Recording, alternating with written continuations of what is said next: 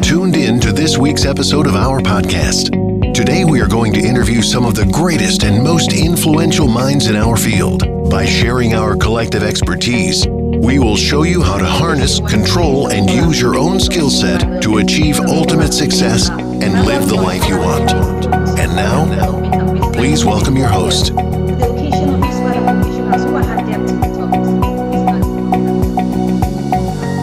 Such a pleasure to have Marc Nelson on the show today. Now, Marc Nelson is the lead scientific researcher at Ladies and gentlemen, you are listening to Life Well Lived by Omobola Stephen. It's an engaging and enlightening talk show on life, relationships, and the business of life. Grab a cup of juice and just chill. Life Well Lived by Omobola Stephen. Live life. Live fully. That's what I want to be talking about. I'm looking forward to what you have for my audience.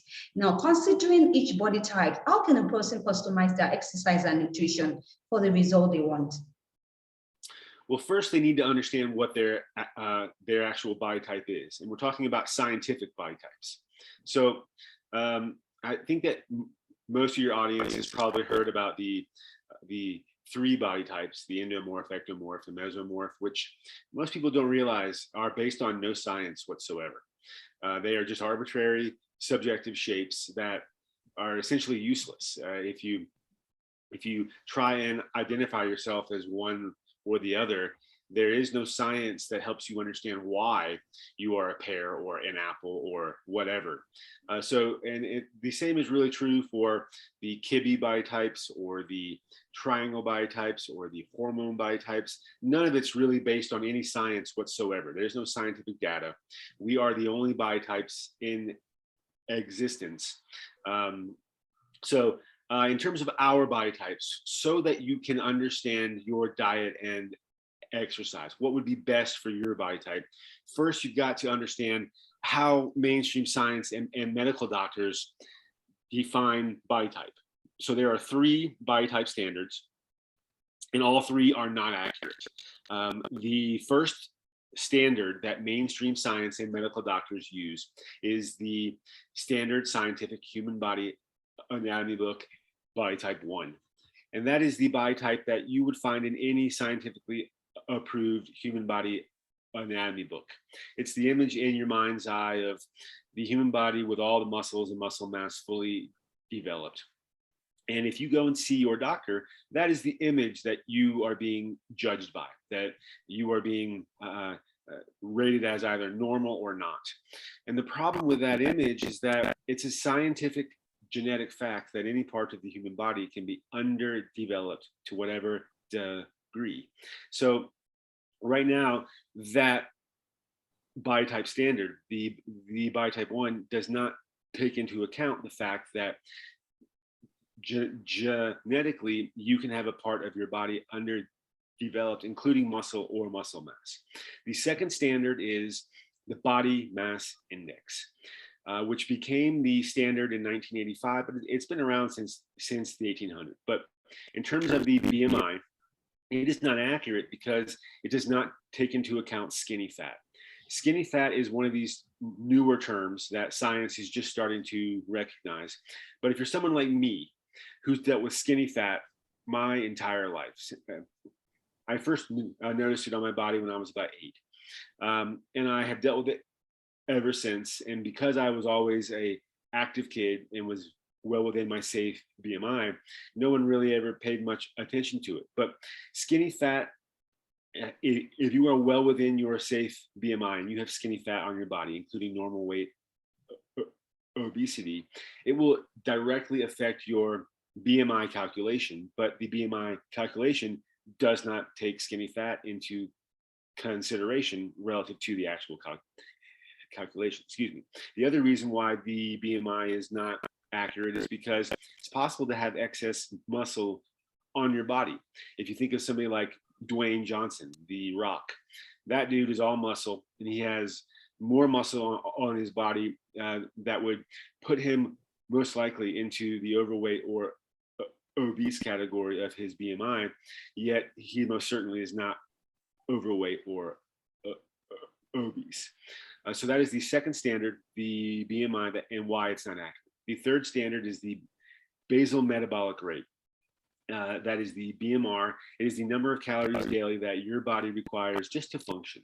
And it is not accurate because it does not take into account skinny fat.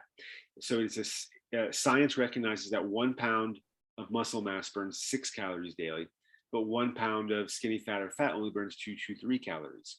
So if you have skinny fat on your body where there should be muscle and muscle mass, then you are dealing with a reduced metabolic rate. It will directly negatively affect your metabolism. So those are the 3 mainstream science and medical doctors body type standards and why they are not accurate. So relative to diet and exercise, getting back to your original question, we have to understand what our scientific body type is. So science right now looks at diet in terms of low carb as being the best diet, and the science is now becoming more clear on this. So you can really do any diet in terms of low carb, but we look at the Blue Zone Mediterranean diet because there's a lot of science that backs that up.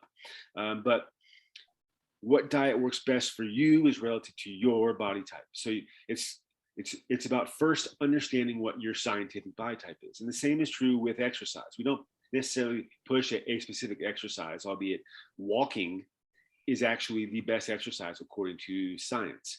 And I'm happy to go into all of that in more detail, but I'm going to sort of pause here and see if I'm making sense.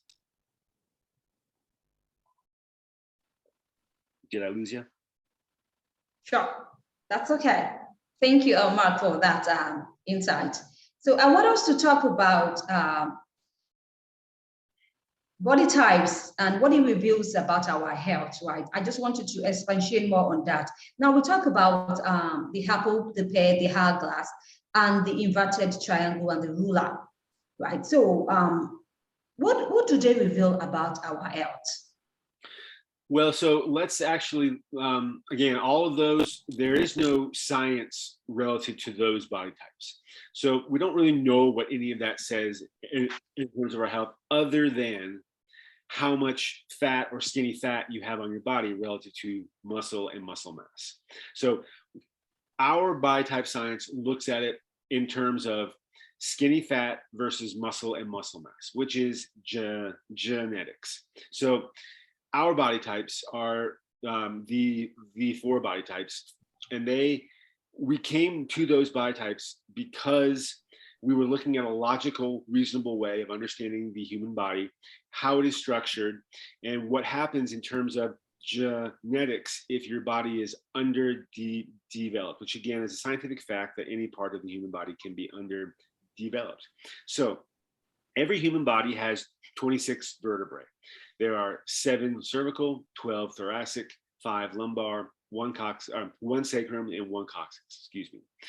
We broke down our body types scientifically relative to those 26 vertebrae. So a body type 1 is just a body type 1. It's that same body type 1 image that you would see in any scientifically approved human body anatomy book. And it's the image that when you go and see your doctor that you are being judged by in terms of quote unquote normal. A body type 2 would have 1 to 8 vertebrae and muscle mass underdeveloped. Body type 3 would have 9 to 17, and the body type 4 would have 18 to 26.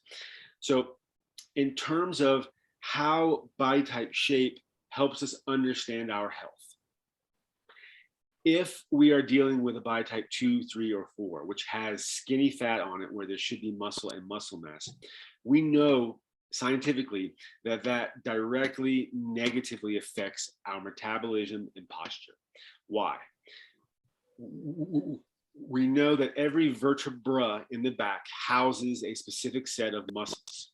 If any of those muscles are underdeveloped, that will directly affect our posture, which directly affects our shape.